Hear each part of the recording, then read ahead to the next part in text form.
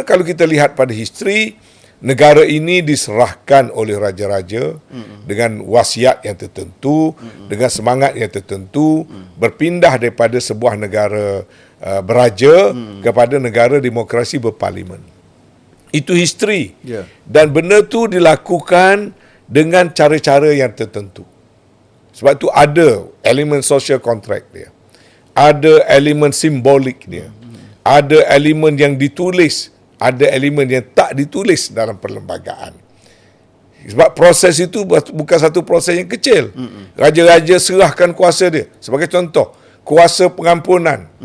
Secara mutlak itu kuasa raja dulu. Dengan penasihat-penasihat raja. Raja menghukum, raja boleh memberi pengampunan. So ada spirit dia di situ. Sekarang dah jadi pertikaian. Seolah-olah Perdana Menteri lah. Kalau Perdana Menteri tak suruh raja buat, raja tak boleh buat. Ada di pertikaian kan, di mahkamah. Ada kata nasihat saja, lepas tu mutlak bagi sultan buat keputusan. Ada yang kata tak boleh. Kalau tak bincang dalam musyawarah yang dihadiri oleh wakil-wakil dalam lembaga, maka tak sah. Jadi dah jadi satu polemik. Jadi ini patut kena diselami semula. Mesti dikaji semula.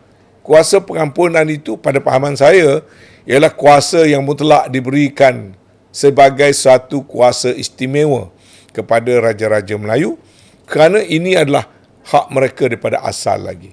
Proses lembaga pengampunan itu hanya satu proses, tapi proses itu tak boleh mengambil alih hak yang sebenarnya pengampunan itu adalah hak yang kita beri pada Raja Melayu.